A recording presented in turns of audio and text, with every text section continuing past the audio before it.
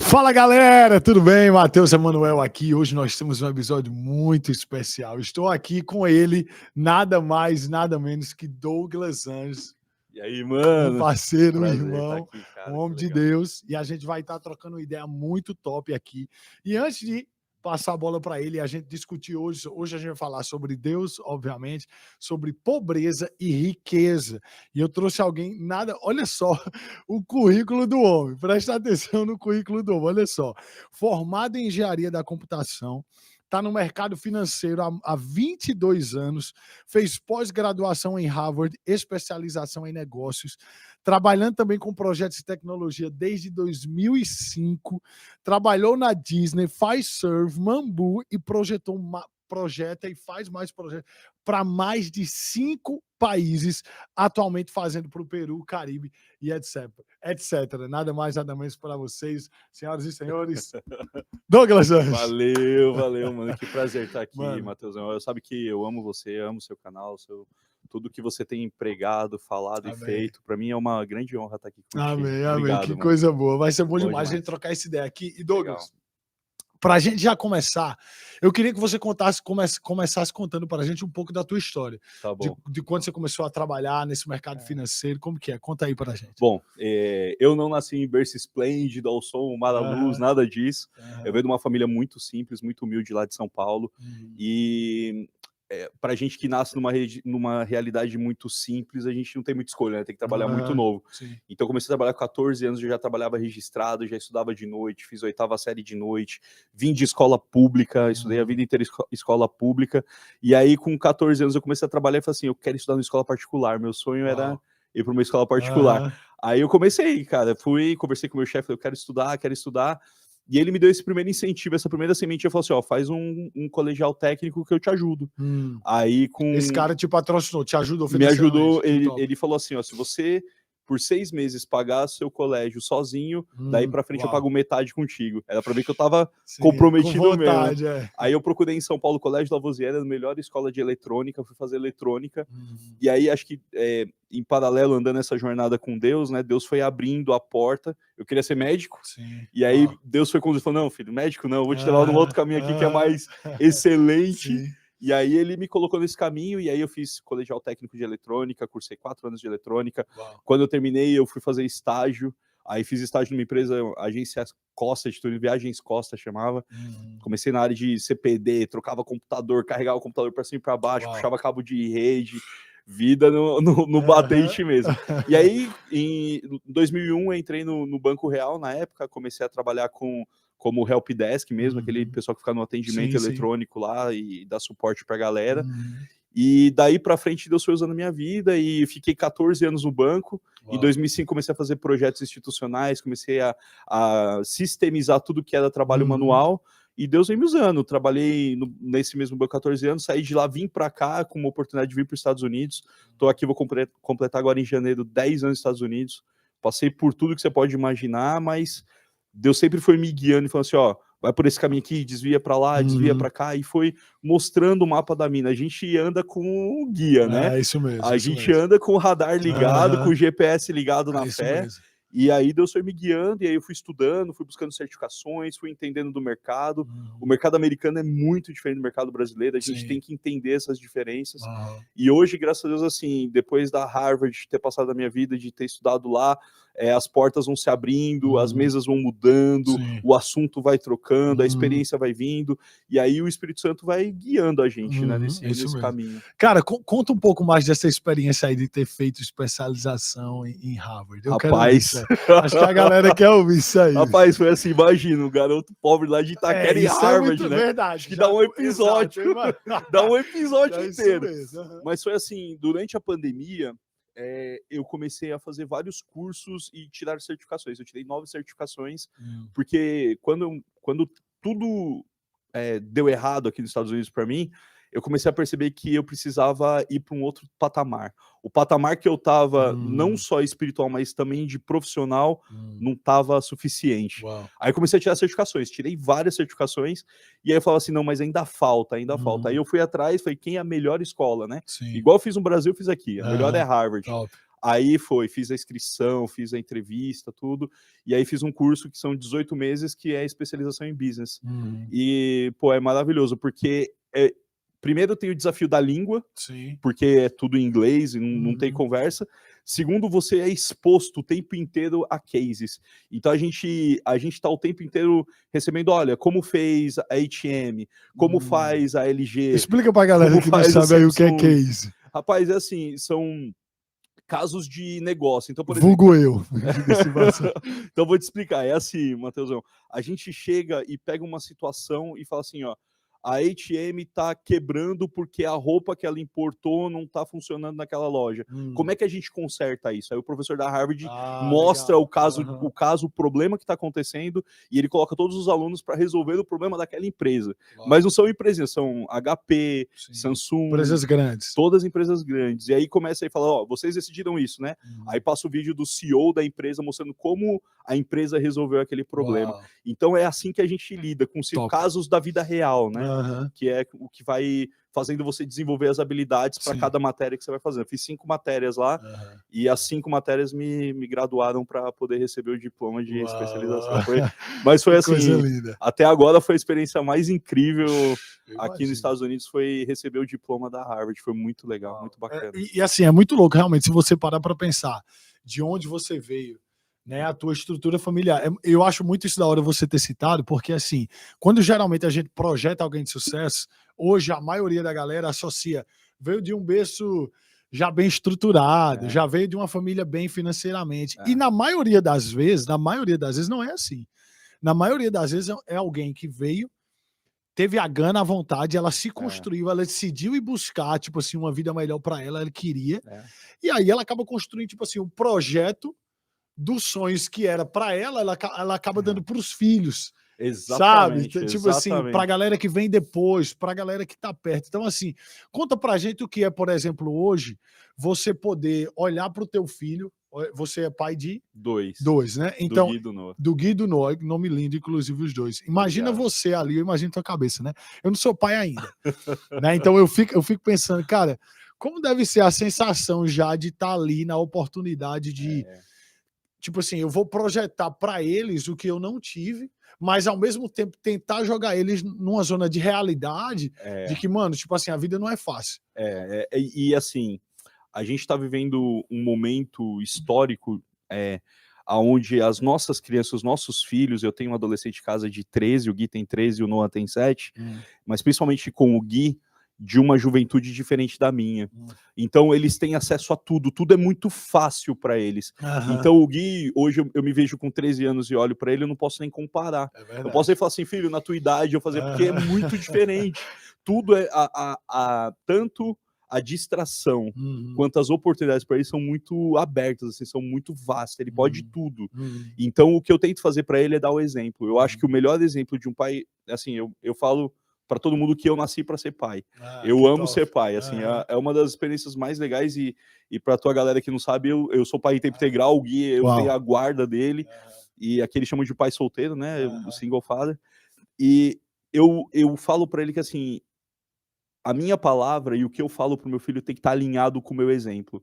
Não adianta hoje, nessa nossa geração, minha mãe falava assim para mim, faz o que eu digo, não faz o que eu faço, né? Isso não funciona mais, não, de jeito nenhum.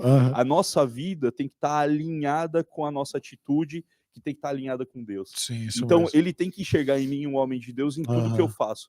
E são nas pequenas decisões, sabe, Matheusão? É assim, eu tenho que estar alinhado se eu falo a verdade quando eu tô conversando com alguém, eu tenho que estar alinhado se quando eu vou no supermercado eu tô tomando a decisão correta, se quando eu tô na rua ajudando alguém eu tô fazendo da forma correta. Então, ele me avalia não só na perspectiva de homem, mas na perspectiva de homem de Deus. Ele fala assim, será que eu tenho um exemplo de verdade, um homem de Deus para seguir? E isso é muito importante. Esse fala muito mais alto do que o diálogo, do que as horas que eu passo explicando. E falando de educação, que foi a tua pergunta, é assim, infelizmente a competição é muito grande. Você vai aqui num campo de futebol, que os meninos jogam bola, o Gui é louco por soccer, né, por futebol, e tem 1000 meninos jogando. Então é o perfeito exemplo que eu uso para ele sobre educação. Eu falo, tá vendo, ó, são 1000 que estão aqui na escolinha. Desses 1000... competindo pela mesma coisa. É a mesma coisa. Então, todo mundo chega no horário, todo mundo faz o que tem que ser feito, todo mundo treina, todo mundo se diverte, enfim, mas você tem que ir além. Você tem que fazer aqueles 15 minutos antes que você chega e aquece diferente. Sim. É aquele 20 minutos a mais que você fica depois batendo mais falta, tocando mais. É aqueles 30 minutos que você fica na parede ali trocando para você entender a sua deficiência e ir além. Então, pro Gui é muito isso, filho. Eu sei que você é muito bom, eu sei que suas notas são boas, mas tem que ter um pouquinhozinho a mais do que os outros. Porque senão você vai cair numa rede de mediocridade. Isso mesmo, isso mesmo. Você não vai sair da linha da mediocridade. Sim, isso mesmo. Não, e hoje, assim, o que você está falando sobre mediocridade é muito... E está agregado com o que a gente está tratando hoje, essa questão. A gente vai começar a entrar também sobre riqueza e pobreza. Mas eu acho que, para mim, uma das definições mentais de pobreza é ser medíocre. É isso mesmo. É você aceitar a posição que você está. Você pode estar numa excelente condição, mas ainda assim ser medíocre. É verdade. Tu concorda? Porque se você não tiver, tipo assim, sempre gerando em você um senso de buscar algo a mais, não a ambição que gera pecado, né? Mas aquele tipo de ambição de o que é que eu estou fazendo aqui para me tirar da minha zona de conforto, para poder promover para o meu filho esse senso de realidade de que, cara, você está aqui numa boa posição, mas o que você está fazendo, o que você tem, de repente tem outros 1000 que estão igual, que estão passando pela mesma coisa, que estão competindo e crendo na mesma coisa. Então, se não houver em você um senso a mais, de fazer a mais, de se dedicar a mais, de sair um pouco da média, porque tem muita gente que se assusta com a palavra medíocre, né? Mas medíocre é estar na média, é mediano. É você estar ali, tipo assim, eu tô bem aqui, isso mesmo. E eu não tô nem super bem, nem super mal, mas onde eu tô, tá bem. Mas isso é um problema para a nossa geração. Sabe? E assim, e eu acho que esse papel de pai, esse papel da mãe, da família, até terceirizar da igreja, de incentivar pessoas a saírem de uma mente medíocre, de uma mente pequena, porque tratando de Deus, a gente está falando de um pai grande. É verdade. Que pensa grande. É verdade. Mateus, é assim, a pobreza, ela nasce numa raiz, primeiro, da ausência total de Deus.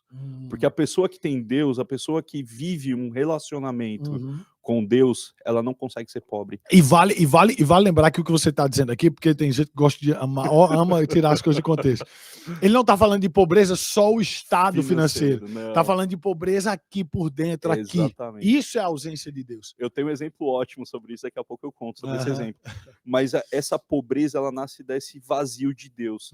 E o diabo, ele é muito esperto, ele é muito inteligente. Porque o que ele faz? Ele preenche esse vazio de Deus com as distrações que a gente tem. Então, existem pessoas que passam 20, 30 anos numa distração. Pode ser um relacionamento, pode ser um esporte, pode ser um trabalho, pode ser uma bebida, pode ser um vício. Então, ele entrete, ele consegue criar um ambiente onde você perde o tempo se distraindo. Então, você estava falando sobre pobreza, né? A pobreza, eu tive há pouco tempo atrás com um empresário famoso do Brasil, e ele é dono de uma rede de padarias, muito bem sucedido e tudo, e ele estava comentando comigo o seguinte: Douglas, hoje eu consigo fazer qualquer coisa. Tudo que o dinheiro pode, eu consigo fazer. Eu posso viajar hoje, eu posso ir para a Europa, eu tenho condições financeiras de fazer tudo. Mas sabe de uma coisa? Eu nunca consegui ser tão feliz quanto eu era lá no interior da minha cidade, quando eu morava numa casa de barro, com as minhas filhas brincando no quintal de barro, de sujeira. Lá eu era feliz. Hoje eu não tenho a mesma felicidade. Então, percebe que essa pobreza que a gente está falando, ela não está associada à quantidade de capital. Porque existe muita gente milionária, pobre. E existe muita gente que não tem condições de batalha para pagar as contas, porque hoje a realidade de 80% da população se mata para trabalhar para pagar as contas, né? Sobreviver, né? Para sobreviver, mas ela está relacionada a isso, a esse preenchimento que só Deus pode preencher. Quando Deus vem e te dá aquele preenche, aí você sabe, você tem estratégia, você tem tudo, e depois a gente vai tratar, mas existe também a nossa autorresponsabilidade. Eu falo muito para todo mundo que me segue, para todo mundo que acompanha as minhas redes, que a ganância é o mal. A ambição não é má. Você tem que ter ambição, você tem que enxergar. A Bíblia fala que, lá em Provérbios, que Deus dá o desejo e o realizar.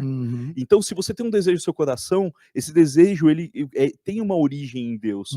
E ele consegue te dar a capacidade de realizar. Então, essa ambição é muito positiva. Sim. E aí a gente tem que ter a estratégia, a administração, a gente saber como gerir, como administrar aquilo que Deus está colocando na sua mão. É muito importante. Isso mesmo. E já tocando nesse assunto de administração, desculpa te cortar, mas é muito importante. Porque, assim, como cristão, eu percebo uma deficiência geral na igreja.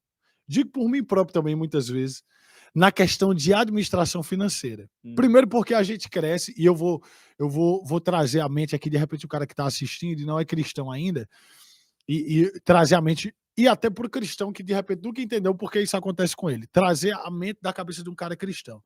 Ele nasce num ambiente onde ele, desde o princípio, desde o início, ele é ensinado sobre generosidade. Ele é ensinado sobre semear, sobre aprender a receber, porque tem muita gente que não sabe receber. Por incrível que pareça, tem gente que não sabe receber. Mas aprender a receber, aprender a dar. Então você está dentro de um ambiente de generosidade. Mas, inconscientemente, aquele senso de generosidade, isso eu falo particular, tá? Não sei se é para todo mundo isso, mas, de uma maneira particular, aquilo te gera vamos dizer assim, um descaso com o dinheiro. Uau. Sabe? Porque você sabe que, mano, isso aqui não é o mais importante. Mas, ao mesmo tempo, eu preciso disso para viver aqui. E para viver bem. Então, exatamente. Qual é, e já entra aqui a minha primeira pergunta, e isso é minha mesmo agora para você. Qual é o equilíbrio que a gente pode, que você, tipo assim, qual era o conselho ou qual era a dica que você daria para alguém achar esse equilíbrio entre a importância do dinheiro não ser o teu senhor, porque a Bíblia fala sobre isso, a Bíblia diz o homem que confia na riqueza, ela cria asas para si própria e vai embora. Mas, ao mesmo tempo, entender que o dinheiro é parte essencial da caminhada cristã, das finanças para o corpo de Cristo, porque uma igreja próspera são mais pessoas alcançadas. É o dinheiro que faz esse vídeo chegar até você, é uma gravação, é um lugar, é energia, é tudo. Então, assim, eu gosto de uma expressão que diz assim, o evangelho é de graça, mas o encanamento é muito caro. Custa dinheiro, a encanação é cara. Custa dinheiro, então, é verdade. qual o conselho que você daria para mim, para todo mundo que está assistindo aí? Qual é a dica que você passa para a gente de o equilíbrio entre entender que o dinheiro não é o teu dono, mas entender o valor que ele precisa ter para viver uma vida equilibrada? Mateus, a pergunta ela é excelente e eu tenho milhões de pessoas que têm a mesma dúvida no meu canal que fazem essa pergunta recorrentemente. O primeiro ponto que eu sempre trato é estilo de vida. Você precisa estabelecer um estilo de vida que comporte dentro do seu padrão de recebimento. Então, como é que eu analiso? Olha, eu ganho 1.000, eu não posso viver um padrão de 2.000, não importa dentro ou fora da igreja. E isso é muito importante. Então, existe muita gente que acompanha uma rede social e quer ter aquilo que a rede social tem, mas, infelizmente, nem todo mundo pode seguir o mesmo padrão de consumo que uma pessoa que está ali expondo as riquezas e as coisas que ela tem de primeira. Então, o primeiro ponto é estabelecer o seu padrão, o seu estilo de vida, quanto custa a sua vida. Esse é o primeiro ponto. Bom, se eu ganho X, eu não posso gastar mais do que esse X. Esse é o primeiro ponto.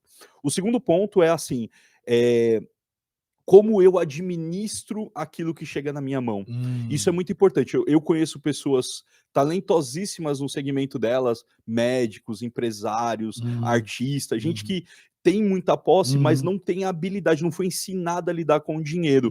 Então nunca pegou e falou assim, pera um pouquinho, quanto custa o aluguel, quanto custa a conta, quanto custa a comida, quanto custa o passeio, e leva uma vida de o que veio e sai e não sabe para onde foi. Então, você precisa saber gerir. Eu sempre oriento, faz assim, ó, faz uma planilha de despesa primeiro. Você vai pegar aquilo que você recebe e é o positivo. Cara, são duas propriedades matemáticas, adição e subtração. Cara, é muito simples. E não precisa entender de Excel. Você pode fazer na caderneta. Eu aprendi a fazer na caderneta da minha avó. Então, o que você vai fazer? Recebi 10, você vai colocar lá, recebi 1.000. E aí você vai começar a relacionar as suas despesas daquele 1.000. Aquilo vai te dar uma realidade financeira. Então, vai falar assim, eu sei onde está indo o meu dinheiro. É o segundo passo. O terceiro passo é você conseguir olhar os próximos meses. Você não precisa... Eu tenho Excel da minha vida há mais de 10 anos. E eu tenho projeções financeiras nos meus próximos 2. Mas você não precisa chegar nesse momento. O que você precisa fazer? Eu tô em setembro. Como é que eu vou terminar o meu ano? Como é que vai ser os meus próximos? Como serão os meus próximos meses? Sim. E aí você começa, isso a gente chama de orçamento doméstico. Aí você começa a relacionar. Então, esses 3 passos são nessa ordem mesmo. Você faz os 3 passos. Aí vem o quarto. E o quarto, ele é maravilhoso, Matheus, porque é o seguinte, na minha vida, há mais de 10 anos atrás, eu tomei algumas decisões. E uma delas foi a seguinte: eu vou viver com 80% do que eu ganho. Por quê? Porque 10% é o meu dízimo e eu não falho, tá lá Muito bonitinho, é o meu dízimo. E os outros 10 é o que eu chamo de reserva de emergência. Então, não importa, se eu ganho 1.000, eu vou viver com 800. Se eu ganho 2.000, eu vou viver com 1.600. Então, esses 20%, ele vai começar a ter um movimento diferente na tua vida. Por quê? Primeiro que a Bíblia está lotada de exemplos que eu posso citar aqui, falando que quanto mais você dá, mais você recebe. Sim. Então esse 10% é semente, a gente não come semente. Muito bom, isso mesmo. Ninguém vai comer semente aqui, a gente vai comer fruto. Sim. E esses 10% do fruto, ele é muito baseado naquilo que José fez. José, o que ele fez? Ele administrava as riquezas do povo do Egito. Como é que ele administrava? Ele pegava aquilo e guardava. Eu vou armazenar, porque vai vir o dia mal. E o dia mal vem para todo mundo. Cristão, não cristão, seja quem for. Sim. Esses outros 10%, ele vai começar a desprender você dessa necessidade. Então você vai começar a devagarzinho parar de pensar com a barriga. Sim. E vai trazer isso para tua mente. Muito bom. E aí ele vai te libertando. E aí você vai começando a ver que ao invés de você trabalhar pelo dinheiro, o dinheiro vai trabalhar para você. Sim. Eu amo porque, assim, a chave bíblica é assim, é o tempo inteiro, a pressão vem, a gente devolve a pressão. Sim. Escassez, abundância. Isso mesmo. Escassez, eu dou mais. Tá faltando, eu oferto mais. Então você começa a dar palavras de resposta na pressão que tá vindo para você no sentido contrário. Sim. E essa é uma ferramenta. Porque aí o investimento, pouquinho, 10%, 10%, ele vai começando a gerar mais receita e vai gerar mais, e aí faz o efeito bola de neve. Uau, muito bom. Então, assim, a dica que você daria no quesito número, estatística, seria trabalhar, fora para nós que somos cristãos com os 10% de dízimo, trabalhar com a outra margem de 10%, isso, que seria essa margem de economia, exatamente, de emergência, é isso? É isso mesmo. E aí tem muita gente que chega assim, Douglas, é fácil você falar isso, você mora nos Estados Unidos, ganha em dólar, sim. A gente acorda de manhã, vai na árvore, pega o dinheiro, sim, né? A galera acha que é assim o dinheiro aqui. Sabe de nada, inocente. Você conta, eu conto. Ei, Jesus. Então, mas tem que fazer uma live depois só sobre isso. É importante a galera se ligar no seguinte, quem ganha salário mínimo, brasileiro aí que tá no perrengue, tá na dificuldade, existe solução para você, existe saída. E isso é importante entender. Então, Douglas, você não sabe, eu tenho dívidas monstruosas, eu tenho uma situação muito complicada. Nada vai ser resolvido se você não tomar primeiro um passo de fé, primeiro entender que a sua vida ela tá nas mãos de Deus e é ele que governa as suas finanças. E o segundo, você vai ter que tomar uma ação física. Então a graça de Deus ela não vai alcançar aonde a tua autorresponsabilidade alcança. Uau. Então isso é sua autorresponsabilidade. Eu tô administrando o que tá vindo. E aí a gente começa a ver criatividade para aquele outro 10% que às vezes eu não tenho. Sim. Eu vou gerar, eu vou vender uma coisinha a mais, eu vou trabalhar um horário diferente, eu vou pegar uma outra atividade, eu vou no feriado fazer alguma coisa. Tem 1000 exemplos de coisas bobas. Eu vou vender um Natura, eu vou fazer um bolo. Para quê? Para gerar uma receita adicional, que é a receita da tua independência financeira. Uau, muito bom mesmo. Que dica preciosa. eu guardo para mim, viu? Guardo para mim esses conselhos. Legal. Lindão, eu queria agora te fazer outra pergunta envolvendo essa questão de finanças. E eu queria que você também desse um conselho para a gente em relação a isso. Como você identifica a necessidade? O que você acredita ser a maior necessidade geral, não só da igreja ou dos cristãos, eu falo geral. O que você acredita ser a maior necessidade de mercado hoje? Legal. Bom, eu acredito que seja um pouco do que você tratou, que a gente tinha que colocar nas escolas, que seria a educação financeira. Eu acho que a maior necessidade de mercado hoje no mundo é você ter na sala de aula, que aí já entra outro esquema, porque eu acho que já não existe isso na sala de aula por uma questão de governo que tem interesse que a galera não Entendeu? Exatamente. Tipo assim, eu não vou te dar o conhecimento necessário para você ser grande. É interesse do governo que tenha pobre e rico e de maneira qualitária. Claro. Então, assim, financeira, perdão. Mas, tirando esse lado, na minha opinião, a educação financeira ela é super necessária. Ela é, para mim, o que falta hoje para a galera ter esse senso de responsabilidade, de guardar o que não guardar, qual porcentagem guardar. Então, tirando a educação financeira que você já tocou nesse ponto, o que você acredita? Quando você fala isso, só me vem na mente o número de amigos engenheiros dirigindo Uber no Brasil, né? Uau, e isso é uma realidade não só no Brasil, mas aqui também, tá? Eu vejo inúmeros profissionais maravilhosos que estão em outra área, fazendo o que eu digo, pensando com a barriga, né? Sim. Pensar com a barriga, Matheus, é assim, eu tenho que alimentar a minha família e eu tenho que pagar minhas contas. Então, sim. Esse é um dos maiores... a sobrevivência, é um modo de sobrevivência. Um modo de sobrevivência mesmo. Então, assim, eu acho que o que mais falta hoje, se eu fosse elencar, tem vários itens, mas o primeiro é uma consciência de que eu tenho que fazer aquilo que eu fui chamado para fazer. Uau. Então, é assim, você nunca vai conseguir gerar riqueza se você estiver trabalhando num lugar onde você não consegue produzir aquilo que você nasceu para fazer. Então, por exemplo, eu trabalho com tecnologia e eu trabalho com o mundo financeiro. E eu juntei os dois, tecnologia com o mundo financeiro, que eu amo. Então, hoje eu sei que eu estou fazendo aquilo que eu fui chamado para fazer nesse mundo. E tem muitas pessoas que não. Tem um chamado específico, uma habilidade específica que está no teu DNA, que não está no meu.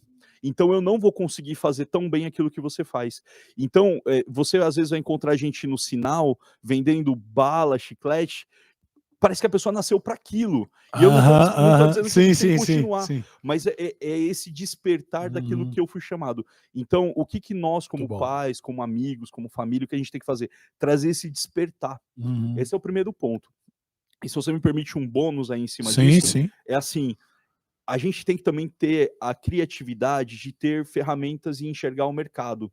Então, por exemplo, eu tomei um choque, um baque muito grande quando cheguei nos Estados Unidos, porque a realidade aqui é muito diferente. Completamente. Então você tem que se readaptar. E o que acontece hoje, principalmente para quem está assistindo a gente lá do Brasil? O mercado brasileiro mudou. As atividades mudaram. As competências, a gente fala muito de as competências mudaram. Então, no ano 2000, nós falávamos de competências de habilidades. Hoje a gente fala de competências emocionais. Como você se comporta, como você reage. Então, você tem que estar muito atento a esse movimento de mercado. Para você, porque se você não consegue enxergar que as coisas estão mudando, você vai ficar para trás naturalmente. E aquilo, quando você desperta, você fala, pô, eu tenho 40, o que eu faço da minha vida agora? Eu tenho 50, acabou. O mundo para mim não acabou. Existem profissionais incríveis com 40, 50, 60 anos. O que precisa ser feito é entender esse movimento. Olha, tecnologia está mudando algumas atividades. Deixa eu entender como isso funciona. Você não precisa gostar de tecnologia. Você pode ser um médico que não tem nenhuma afinidade com a tecnologia, mas você tem que entender como aquela tecnologia vai vir e vai influenciar. Pô, hoje a gente tem o 5G, que você faz uma cirurgia num paciente aberto no Brasil e o cara pilotando aqui, ó, dos Estados Unidos o computador. Meu Deus, que isso? Então isso já é nossa realidade. Você tem hoje robôs fazendo atividades que até então nós fazíamos. Então, eu não acho que o robô vai tirar a atividade do ser humano, mas o ser humano, ele vai ter que entender que a habilidade dele é diferente agora. Então eu tenho que entender se readaptar, né? Exatamente, se readaptar a essa nova realidade. E aí eu vou começar a trabalhar essas competências dentro de mim para eu poder alcançar esse novo momento. Esse despertar é super importante. Cara, isso é top demais, porque assim, a nossa maior, posso dizer, negligência como pessoas, no mundo geral, assim, gente, é a incapacidade ou a preguiça, tá ligado? De procurar, sabe? De procurar saber aquilo que eu não tenho interesse, tecnicamente assim, não tenho interesse não, que não é da minha área de repente, mas é importante para o mundo que eu vivo hoje. Exatamente. Tipo assim, eu particularmente, beleza, eu posso não entrar em tecnologia, eu posso não entrar em, sei lá, virar um gamer, ou ser um atleta, ou qualquer coisa, mas você precisa ter um conhecimento geral, principalmente de mundo, de governo, do que está acontecendo, porque assim, mano, você está aqui. daqui a 5 anos, a realidade é outra. E outra, você pode dizer isso melhor do que eu. As coisas estão mudando muito rápido. Muito. Hoje é muito louco pensar. Eu tava pensando nisso esses dias, Douglas. Cara, antigamente, você só fazia negócio assim. Físico, tá aqui, toma. Você tá vendo? Tá vendo? Então toma, é teu.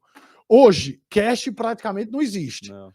Então, para mim, é muito louco você confiar completamente que não pode dar um pau no governo aí, uma loucura, e o dinheiro tá lá congelado, velho. Os caras quiserem bloquear o dinheiro, e aí a gente vai para onde? Tá ligado? Eu fico pensando nisso. E eu pensando também na questão hoje da criptomoeda, Sim. que é um assunto muito, vamos dizer assim, em alta, todo mundo fala, tem algumas pessoas que têm investimento e tal, e eu sei que é real, eu sei que existe, mas eu fico pensando, olha, imagina a cabeça do cara, tá ligado? Tipo assim, o old school, que tipo assim, só tratava com cash, só tratava com olho no olho, palavra a palavra. Hoje a gente faz tipo assim, eu trabalho no ambiente também, que às vezes o cara vende, o cara já saiu com a venda e ele tá confiando que o cara vai fazer o Pix, que é o Zelle aqui, depois. Uau. Aí eu digo, cara, a gente vive numa realidade muito diferente. Mas Louca. isso é inconscientemente o costume de pegar um Apple, paga, aí vê na conta, vê lá tanto valor, e uma coisa que você não tá na mão. Não. Tá ligado? Então eu fico pensando assim, cara, se a gente não realmente estudar pelo menos um pouco da realidade de que o mundo tá, principalmente financeiramente falando, você vai ficar aquém, leigo, sabe? Tipo assim, fácil de ser roubado. Vai. Infelizmente vai. Esse movimento de digitalizar o dinheiro não é novo, né? Você vai pensar, lá no cartão de crédito a ideia já era digitalizar o dinheiro, né?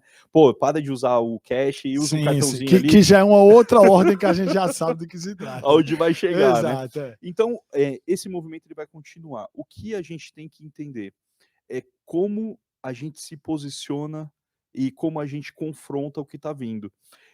Eu dependo disso para viver. Sim. E acho que 90% de quem está assistindo a gente depende disso também. Uhum. Então, se posicionar é falar assim, olha, eu dependo, eu tenho que saber como funciona, mas isso não é o meu senhor. Uhum. Então, hoje eu queria trazer uma palavra de libertação, sabe, Matheus? Assim, o dinheiro não é o teu senhor. Ele trabalha para você, ele é teu empregado. Então a gente tem que ter essa autoridade na fé, esse domínio na fé de falar assim, olha, escuta aqui, dinheiro, não é você que manda em mim. Eu mando em você.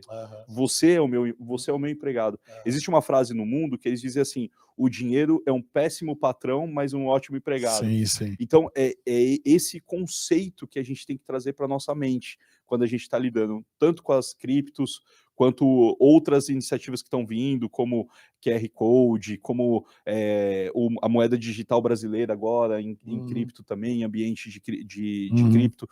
Então, se posicionar, entender como funciona e dar a palavra de controle. Isso, para mim, é fundamental para os anos que vão seguir agora, que estão chegando para a gente. Completamente. E assim, agora tocando um pouco, Douglas, na questão de riqueza. E o que você pensa, o que você acredita, agora eu falo particular. O que você acredita, como você vê que Deus enxerga a riqueza. E antes de você entrar, eu estava discutindo esses dias com um cara no trabalho, no meio do trabalho, 35 minutos de discussão no meio do trabalho. Essas são as melhores. Essa misericórdia, mas exatamente assim. E esse cara eu posso falar porque não é para ofendê-lo, ele é um batista, da igreja batista. E a veia batista, eles têm uma linha de raciocínio que, assim, você tem que viver na média. É interesse de Deus que você viva normal. Basicamente é isso. Não são todos, mas a grande maioria. E esse cara ficou louco quando eu disse para ele que Jesus morreu na cruz e a Bíblia diz que ele se fez pobre para que você fosse rico. E essa definição, ele só queria pegar o lado espiritual da coisa. Sabe? E de tipo assim, não, mas essa pobreza, essa riqueza que a Bíblia está falando é de espiritualmente falando, de que tipo assim, o evangelho não é sobre você. Então, eu via um pouco no coração dele da questão da humildade, sabe? Mas, ao mesmo tempo, a falta de conhecimento para entender de que é interesse de Deus, sim, que nós vivamos uma vida completamente sadia e bem aqui na Terra, Que Exato. Tenhamos, sim, as riquezas desse mundo. A Bíblia diz que, nesses últimos dias, as riquezas que estão na mão dos injustos vão vir para a mão dos justos. Exatamente. Então tem que estar na nossa mão. E eu disse para ele assim, cara, melhor o dinheiro na tua mão ou o dinheiro na mão de um prostituto. É melhor o dinheiro na tua mão ou o dinheiro na mão de um bandido. Me responde. E aí o cara fica tipo assim, então, esse senso que às vezes a galera tem de que Deus tem problema com riqueza, ou que o crente ele tem que sofrer, ou viver uma vida plena. Eu não estou dizendo que você talvez nunca chegue ao nível que você se veja. Exemplo, eu me vejo milionário, eu quero chegar nos milhões. É o que eu acredito que Deus tem para a minha vida. Eu também. Mas eu sei que para que isso aconteça, muita coisa tem que ser trabalhada no nosso caráter, na nossa vida, para que se manifeste. Tá alinhado. Possa ser que não se manifeste, mas não é porque não era da vontade do interesse de Deus. E sim porque talvez eu não me capacitei o suficiente para receber da parte de Deus isso. Entende? E ele queria, porque queria acreditar e passar para mim, que seria impossível me convencer, mas queria me convencer de que não. O evangelho não é sobre você. Você não pode, tipo assim, isso ele estava querendo dizer que eu estava tendo uma mentalidade selfish. Quando eu estava vendo o outro lado da moeda, completamente dizendo para ele que, cara, se eu que estou com o coração no reino, se eu que entendo os princípios do dinheiro, é eu que tenho que estar com o dinheiro, o diabo não quer o dinheiro na minha mão, velho. Então, como que tipo assim, eu já estou pensando no que eu posso fazer, quantas pessoas eu posso abençoar, quantas ONGs eu posso criar, no meu caso, quantas músicas eu posso gravar, sabe? Quantas coisas eu posso investir para o reino, para a divulgação do reino de Deus. E esse cara está pensando de que ser rico é uma mentalidade self. O que é que você tem a dizer sobre isso? Bom, vamos lá. Foi muito legal você tocar no assunto que foi um batista, né? Sim. Eu vou começar falando de uma história que eu ouvi. Tá num dos livros, eu leio muito, né? Um dos livros que eu li contava a história exatamente de um pastor batista, que Deus falou para ele assim, ó, sai daí de onde você tá, ele estava em Atlanta, e falou assim, vai pro Texas. E ele vendeu tudo que ele tinha e foi pro Texas, e todo o dinheiro que ele tinha, ele comprou uma fazenda pequenininha no meio do nada no Texas. E aí ele falava assim, Deus, mas por que eu tenho que comprar uma terra aqui? O que eu vou fazer nesse lugar? Sim. Aí Deus falou para ele, vá no seu quintal e abre um buraco. Ele começou a cavar, quando ele, pum, uma mina de petróleo. Ele exatamente veio do centro de uma nascente de petróleo. Uau. Então, assim, e esse pastor hoje, ele já construiu mais de 50 mil moradias na região. Ele atende mais de 200 mil pobres com comida, para quem não sabe, o Texas é uma das regiões aqui dos Estados Unidos que sofre tanto dos dois lados, tanto com calor excessivo quanto frio excessivo. Então, nessa região, ele atende pessoas que precisam de suprimento para mais de 200 mil pessoas. Porque ele atendeu uma ordem de Deus de sair da terra dele, onde ele levava uma vida boa. Sim. Né? Em Atlanta tinha uma vida confortável, para ir para uma região inóspita, sem nada, e chegar lá e encontrar literalmente um poço de petróleo no quintal de casa. E aqui, diferente do Brasil, o petróleo é dele, né? Que no Brasil, você encontrar petróleo no Brasil, é do governo. Essa é diferente. Misericórdia. Então, assim, Mateus, a Bíblia fala para a gente renovar a nossa mente. A gente tem que renovar a nossa mente. Esse pensamento de que o dinheiro, ele é do inimigo, ele é sujo, ele é ruim, eu tenho que viver uma vida pobre. Sim. Não. A gente tem que se libertar desse pensamento. Sim. Quando você pega a história do povo de Israel, quando Deus liberta o povo de Israel, e aí, quando a gente entende um pouco das potestades que atuam em cada lugar, você vai ver que a potestade que atua aqui é a mesma que atuava no Egito. Sim. Que faz você ser escravizado pelo tempo. E aí é um tema para uma outra edição. Sim. Mas quando o povo é liberto dessa potestade, o povo deu ouro, eles saíram carregando riquezas, ouro, prata, todos os metais valorosos, eles saíram carregando do Egito para onde eles iam, para a Terra Prometida. Sim. Por que Deus fez isso? Porque é do interesse de Deus que a gente não sofra. Deus colocou a maior riqueza que existe que o homem conhece é o ouro e a prata. Né? São os únicos dois elementos naturais que não estão na nossa pele, porque é dele. Deus colocou todos os outros minerais no nosso corpo, menos esses dois, porque é dele, está no chão.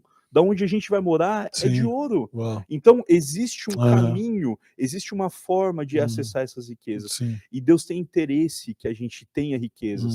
Por quê? Porque da mesma forma que existe uma agenda do anticristo, da mesma forma que existe uma agenda do mundo alternativo para a gente não gerar polêmica, existem patrocinadores, existem empresários que investem milhões em agendas para tráfico de humanos, para tráfico de criança, para prostituição, para você ter pornografia nos celulares. Existem investidores.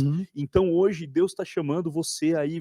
Eu sei que tem gente que está ouvindo a gente. Amém. Você tem um propósito, você está recebendo dinheiro que é para trazer para o caminho de Deus. Existem vidas que dependem da tua generosidade. Existem famílias, existem crianças que precisam ser livres, que precisam não cair nesse caminho e depende do teu dinheiro. E é por isso que eu creio, Matheus, que Deus nos colocou aqui para ser prósperos. Amém. E assim, eu quero abençoar a sua vida, porque toda essa riqueza está chegando na sua vida. Amém. Porque tem um propósito nessa riqueza. Amém. E como eu falei antes, tudo aquilo que eu tenho a ambição de conquistar para o propósito correto, alinhado com aquilo que Deus colocou na palavra dele, já aconteceu. Amém, eu vou lá e tomo posse. Agora, aquilo que estiver desalinhado, esse realmente não vai acontecer. É isso mesmo. E aí é onde está. Acho que o grande X da questão é esse. Deus não tem problema nenhum com riqueza. Deus tem problema com o alinhamento. É só isso. Se o nosso coração estiver alinhado, porque assim, a gente tem que ser sincero. O dinheiro, ele dá acesso. Claro. O dinheiro, ele atrai. O dinheiro, ele promove encontros que hoje, talvez, no nosso ciclo natural de amizade, nós não tenhamos. O dinheiro, por natureza, gera prazer. É prazeroso você ver dinheiro entrando na conta, claro. É prazeroso você estar recebendo dinheiro, você tocando em cash. Mas aí é onde entra o equilíbrio que essa galera às vezes se perde, porque eles veem a gente pregando sobre riqueza e acham que a gente está exaltando a riqueza e colocando ela acima do Senhor. Lógico que não. Só estamos dizendo que depois de salvação, o tema mais citado na Bíblia é dinheiro, velho. Muito. Para pensar, depois de salvação, o tema mais citado da Bíblia é cash, bro. Então, assim, ele tem o seu tremendo valor, mas também é tão citado também porque tem o seu lado da exortação. Claro. Aonde diz, olha, isso é tão... Vocês vão necessitar disso para viver. Mas não permita com que o espírito que há atrás disso, que é o espírito que você citou, que é o espírito Mamon, que opera em muitas nações, inclusive nessa, que é o espírito para você matar, trabalhar e ir atrás de dinheiro só, que está por trás de tudo isso.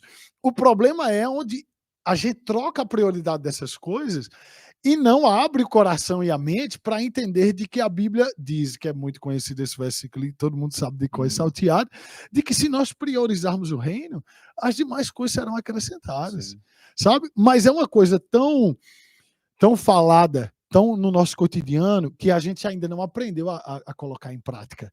A importância de ir para esse lugar no Senhor, como você citou, de propósito, de achar o teu chamamento, o teu propósito, aquilo que você foi chamado para fazer, encontrar a alegria nisso, sabendo que está servindo ao Senhor, e nesse lugar, que é o que a gente gosta de chamar de centro, o centro da obediência, a vontade da obediência de Deus, é o lugar de obediência, é onde a gente vai ser suprido de tudo isso. E aí é onde a galera não entende. Quando você está no centro da vontade, você é suprido com sabedoria. Uau! É isso mesmo. Eita, essa aí veio fresquinha do céu. Bate aqui. Essa foi top. Olha só, é como se você recebesse um cheque, certo? De $1 milhão, recebe aí em nome de Jesus. Pegou. Já tá guardado. Pega aí, meu irmão, pega aí. Tá aqui. $1 milhão. É como se você recebesse um cheque, mas que não tem informação nele nenhuma. Uau. De banco, de assinatura, nada. Aí, quando você recebe um cheque e você não tem informação, o que você faz? Nada, você não sabe para onde vai. Agora, imagina você quando recebe um cheque com a informação certa, com a fonte certa, com a dedicatória certa. Isso aqui, cara, é destinado para esse propósito. Perfeito. E eu gosto de algo que eu já quero passar para você também falar um pouco sobre isso. Eu gosto de algo que Joselito disse esses dias aqui na escola ministerial. E Joselito, para quem não sabe, um pastor do nosso Ministério Verbo da Vida, top. Um homem de Deus, sensacional. E a igreja dele é fantástica. Brasília, gigante a igreja. E ele fala que Deus disse para ele, Joselito, vai passar muito dinheiro na sua mão. E ele disse que quando Deus disse isso para ele, acordou ele de madrugada com a visão, dizendo que Deus disse para ele. E ele disse que quando Deus disse isso para ele disse assim, ô Deus, mas não tem como ficar não, vai só passar. Você vê como é. Mas ele entendeu de que Deus, olha, vai passar muito dinheiro na sua mão, vai ficar também, mas vai passar porque eu encontrei em você um coração pro reino, para a coisa certa. Então a gente realmente tem que ter essa consciência de que somos o canal necessário para comprar, por exemplo, Marcos Freire tem uma obra fantástica. Sim. Que você paga, acho que é 25, é $25, eu acho. É isso. Ou é 35, né? Não sei. 35. Que você paga, cara, para comprar uma criança do tráfico, velho, que ia ser vendida para escravidão sexual. Então, como que eu não posso ter necessidade? Tem necessidade de ter o dinheiro? Não, temos, totalmente. Eu amei quando você diz que a sabedoria, né? E existem tesouros escondidos, às vezes a 1 metro da gente, que a gente não acessa pela falta da sabedoria. Sim. Então essa sabedoria que vem do reino, com o propósito do reino, chequezinho, assinado, endossado, nominado, com a gente conta atrás, carimbado, é espetacular. E Mateus, eu quero despertar no povo de Deus essa vontade e esse desejo que vai além dos milhões. Sabe, a generosidade que Deus busca para ter um coração que habilite esse caminho, ela é aquela que você olha, a pessoa está precisando de 1 quilo de feijão e você não espera ela pedir. Uau. Você supre. Então, assim, existe muita gente ajoelhando e pedindo milagre, quando você pode ser o milagre. Então, quando você começa a ser o milagre, quando você começa a ver que o Espírito Santo está atuando através da sua vida, ele tem que pôr mais. Porque ele não quer que a obra dele pare. Tá entendendo? Então, assim, às vezes você tá na cantina e fala assim, pô, eu podia... você olha assim para trás de uma pessoa e pum, você oferta na vida da pessoa. É generosidade de coração. Às vezes é uma carona que a pessoa precisa e você vai andar 2 quilômetros a mais, mas faz a diferença do mundo para aquela pessoa. Às vezes é uma compra do mês. Essa generosidade ela tem que ser desperta na gente, porque é a generosidade que Deus, o Pai, tem pela gente. Quando Jesus se fez pobre, ele alcançou o nível de generosidade dentro do nosso coração que nenhum outro homem pode alcançar. Então, esse ativismo, você ser proativo na generosidade é uma chave que ela abre uma dispensa de recursos ilimitados. Então, você aciona a generosidade, você abre a dispensa, vai continuar fluindo. Aquela fonte, ela nunca seca. Ela nunca seca. Do céu também, então, a gente tem que manter esse canal e esse acesso a essa dispensa aberto, sempre disponível. E, cara, isso que você está falando sobre generosidade, você citou algo muito importante aí, que eu acho que é a questão do senso de... Às vezes a gente não recebe porque a gente está com o olho do outro lado, que é só receber. É a generosidade, tipo, pai, me dá, eu preciso. Tu entende? Sim. Tipo assim, eu preciso para abençoar. Mas nós prosperamos quando colocamos em prática o mandamento de dar. É isso. Mesmo que não tenhamos. E a melhor fase para dar é quando não se tem. Quando não tem. A melhor fase. Porque, meu irmão, para pensar. Como é que você planta na chuva? Exatamente. Não se planta na chuva, bro. Não. Se a chuva só vai dar colheita e regar aquilo que já foi plantado no tempo de seca. Ou seja, é no tempo de seca que eu tenho que ter depositado algo, no tempo que, tipo assim, tecnicamente, meu pai me ensinou algo muito cedo. Eu amava isso. Amo, né? Mas naquela época era muito forte isso. Ele falava muito. Ele disse, meu filho, sempre que você estiver passando por um aperto financeiro, procure um homem de Deus riquíssimo. Ele dizia isso. Que carrega uma unção de prosperidade. Porque, naturalmente falando, você pensa, por que eu vou dar para um homem desse? Ele tem dinheiro. Mas você não está só dando pelo o propósito de generosidade, mas você está dando para plantar numa terra que você sabe que opera nesse princípio de generosidade. Uau. E agora você está ativando esse mesmo princípio que você acabou de dizer, abrindo essa porta para que seja favor para você. E eu acho que a gente perece hoje muito financeiramente porque não tem esse princípio de colheita muito, de semeadura muito aguçada. A igreja tem medo de tratar dinheiro. A gente não pode. Não pode, bro. A gente precisa ensinar sobre o porquê. Agora, o problema é quando só vem e dá. Isso eu concordo, tem que ter um equilíbrio. Mas a gente ensina sobre o porquê dar, o porquê semear, a importância de você, pega, ô Douglas, vamos sair aqui, mano. Hoje só tem um tempo nosso, o jantar é meu. de semear em pessoas, de abençoar. É o coração. E ter o coração para isso, é o que você estava dizendo. Eu acho que a gente perde a bênção quando o propósito é só ser aquele que quer receber o convite. E, Mateus, a gente não pode esquecer que o inimigo, ele quer fechar essa... Sabe quando você pega um cavalo e põe aquele cabresto? O inimigo, ele não consegue acessar você, mas ele vai colocando coisas e distrações para ir cegando esses pontos. Então, por isso que é muito importante a sua associação. Quem você se associa, quem caminha do teu lado, com quem você gasta tempo. Porque a pessoa que está do seu lado, ela tem que te ajudar a tirar esse cabresto, tirar esse ponto cego teu, e falar assim, Mateus, deixa eu te falar uma parada, vem cá, ó, vamos ter uma conversa. Cara, tu não tá legal aí. Então essa associação de pessoas com quem você caminha vai fazer a diferença também. Existe chave, eu gosto muito do termo chave, porque a chave ela abre alguma coisa, né? Ou ela abre ou ela fecha. Sim, né? É isso mesmo. Então, eu vou dar um exemplo. Meu carro, esses dias, eu esqueci a minha chave em casa, peguei minha chave, eu deixei em casa e o carro tava ligado. E fui andar e tal, e aí eu não podia desligar o carro, porque eu não tinha a chave do carro. Então eu vim aqui pra igreja, fiquei aqui 1 hora e meu carro lá fora ligado. Porque se eu desligo, eu não tinha como ligar o carro de novo. Então, esse é o exemplo da chave que Deus quer que a gente esteja antenado. Eu não posso perder a chave. Qual que é a chave que destrava a dispensa da porta do céu para mim? É a generosidade. Então, não perca a tua chave. Não deixa essa chave esquecida em casa. Mantenha o teu carro funcionando com a chave no bolso, entendeu? Não faça como eu. Não perde a chave. Porque se você perder a chave, a porta vai fechar. Então, uma das coisas que a palavra da fé nos ensina é que você precisa ter a fé para receber, mas você precisa ter mais fé para manter.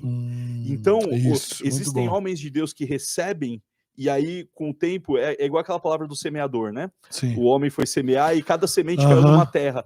Às vezes a distração, ela suprime aquela semente boa. Então, o meu recado aqui é, vamos ter fé para receber, para destravar, usar a chave, porque é simples, é um exercício. Não depende de cabeça, depende de ação.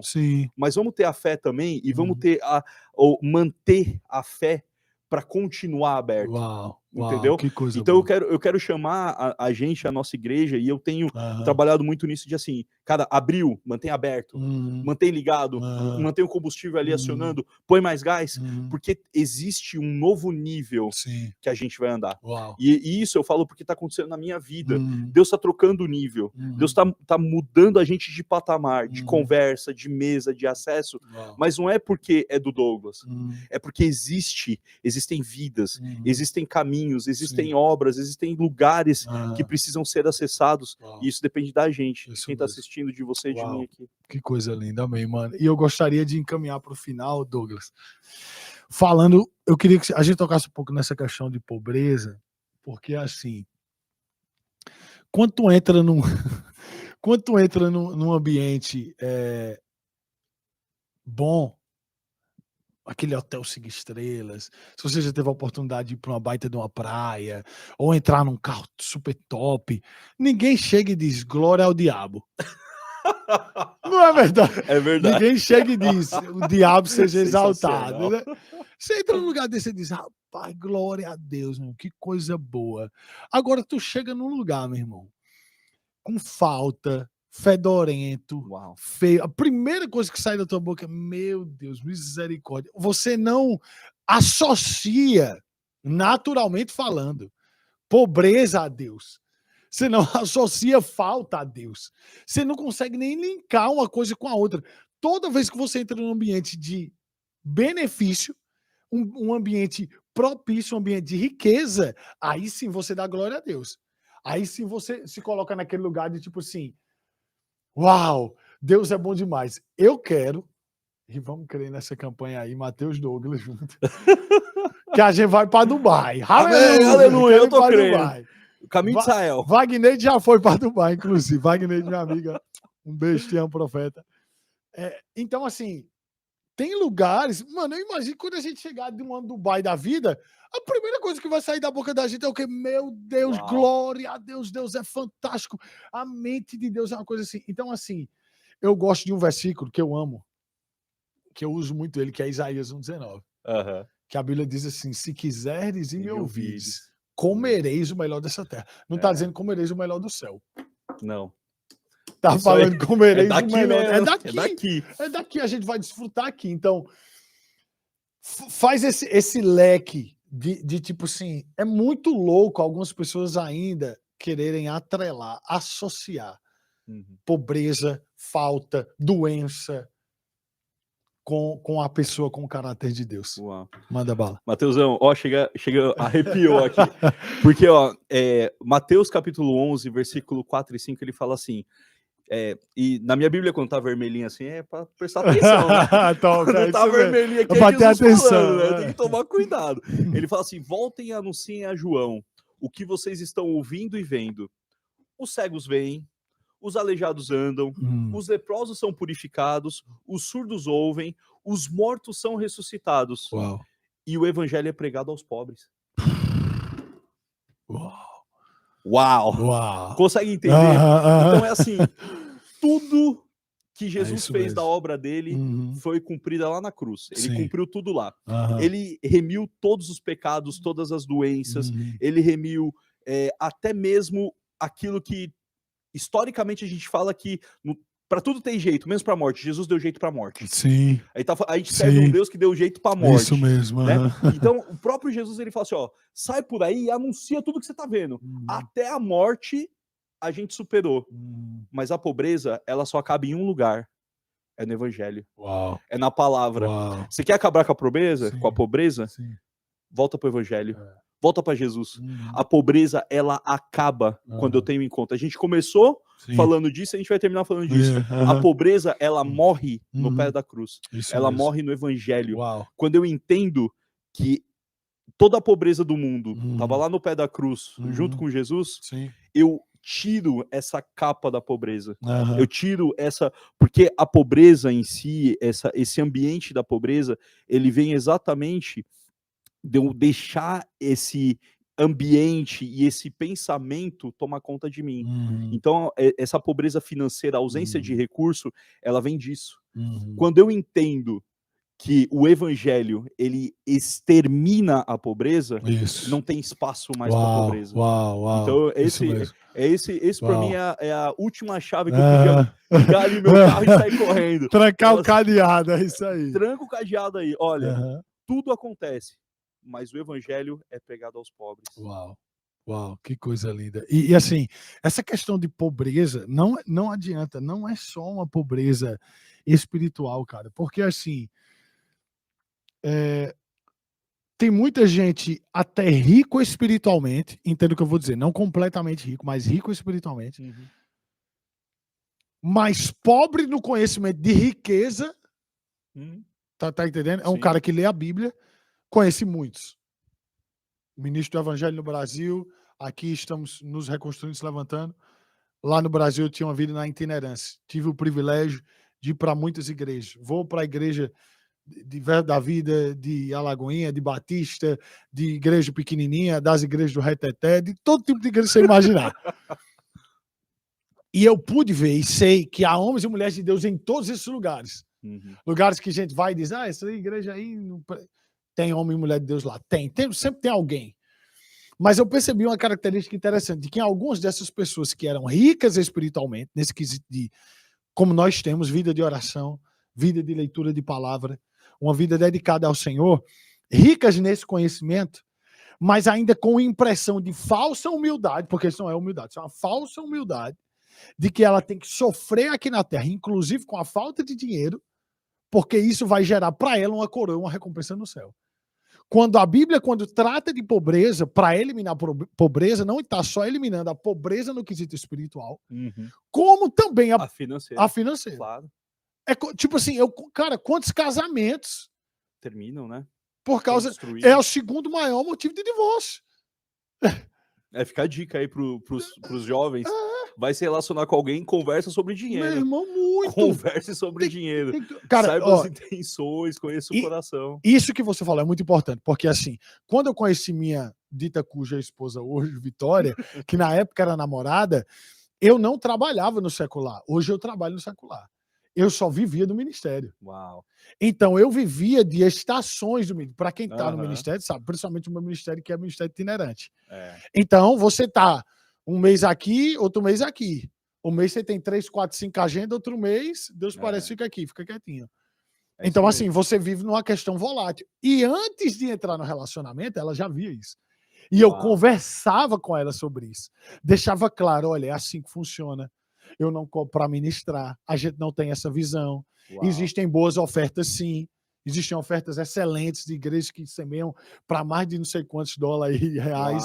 Como existem igrejas que você vai e ela só paga, no máximo te manda gasolina e um lanchinho e tá tudo bem. Entende? Mas eu estava mostrando para ela a realidade do ministério. Tem que conversar. Tem que conversar. Então, isso que você falou, que também é importante, cara, o cara tá conhecendo uma mina. Você tá ligado? Nem troca uma ideia, mano. Tipo, você trabalha, você gosta de trabalhar, porque hoje é uma questão de. Essa realidade do 50-50, ela é muito comum. Agora né? Agora é exatamente o que você falou. Antigamente, não. Assim não. Mas hoje a realidade é muito comum, essa questão do 50-50, da mulher também trabalhar e tudo mais. Eu quero poder chegar no nível na minha vida, no meu ministério, seja lá o que Deus me colocar para ser a provisão que é Ele, mas através de alguma coisa, eu quero chegar num ponto e numa estação da minha vida onde minha esposa não se preocupa com nada, não tem que trabalhar. Glória a Deus. Entendeu? Amém. Mas não condena aquele que quer. A mulher que também quer estar ativa, porque tem essa questão também da mulher, às vezes... Ô, Matheus, eu queria tocar no ponto contrário. Eu acho, mulheres, vocês que estão querendo encontrar um homem, converse com ele. Sabe se ele gosta de trabalhar, se ele tem visão de futuro, qual que é o objetivo, porque assim, eu vejo uma juventude aí, entre 20 e 30 anos, onde... Os homens não estão com muito brio de muita coisa. Sim, então, antes de você entrar num relacionamento aí e embarcar em vez de você tá achando que tá entrando no iate, você tá achando que tá entrando no iate e tá entrando num bote de inflável, você tem que tomar um cuidado aí. Mas eu falo isso porque o coração, né? Você tem que saber qual que é o coração. Ele quer trabalhar, porque o cara que não gosta de trabalhar, ele não vai nem arrumar sua cama. Exato. Isso é muito bom. Isso é uma coisa que a galera às vezes não entende, que o trabalho ele gera um senso de responsabilidade maior. De tipo assim, cara, eu tenho minhas responsabilidades, eu tenho que ter minhas responsabilidades. Então, realmente, é importante e é necessário conversar. Douglas. Mano, te amo, foi muito bom, cara, obrigado mesmo. Valeu. Tá aqui a nossa galera. Gente, Valeu, eu vou pedir para, antes de eu me despedir, vou pedir para que ele passe para vocês aí o Instagram, passe as tuas redes sociais. Faz um agradecimento aí a galera, fica à vontade, depois eu encerro. Valeu, bom pessoal, muito obrigado. Me sigam aí no Instagram, Douglas Anjos ou Doug.anjos. TikTok, Facebook. Eu tenho um canal no YouTube, chama Eu e Eles. Esse vídeo vai estar lá também disponível para a galera. Então, segue lá no YouTube. A ideia é a gente promover a palavra de Deus. E eu comecei um propósito agora recentemente, Matheus, até estava comentando contigo fora do ar, que é o direto ao ponto. São palavras curtas, com objetivo direto, aonde você vai receber de Deus em 1 minuto a 2 minutos no máximo, segunda, quarta e sexta. Segue a gente lá, obrigado. Matheus, te amo. Prazerzaço estar aqui. Te amo mais. Sempre que precisar, eu estarei. Tamo junto. Obrigado, Douglas. Gente, obrigado a vocês que estão aí junto com a gente. Espero que você tenha sido abençoado. Não se esquece de se inscrever no canal. Coloca aí o sininho de notificação para você não perder nada dos próximos episódios que a gente tá chegando aí. A gente vai tratar sobre muito tema bom, vai tratar sobre sexo no casamento, antes de casamento, vai tratar sobre homossexualidade, vai tratar sobre igreja, sobre... Meu irmão, vai ter eu é que não vou perder. É isso aí. Eu já tô com o sininho acionado aqui. Pronto, é isso aí. Então fica ligado com a gente. Se inscreve no canal, compartilha, divulga para os amigos. E não esquece também de nos seguir aí no Instagram, Matheus Emanuel, tem aí na descrição também. Um beijo, amamos vocês, Deus abençoe. Valeu, Douglas. Valeu, tchau, tchau.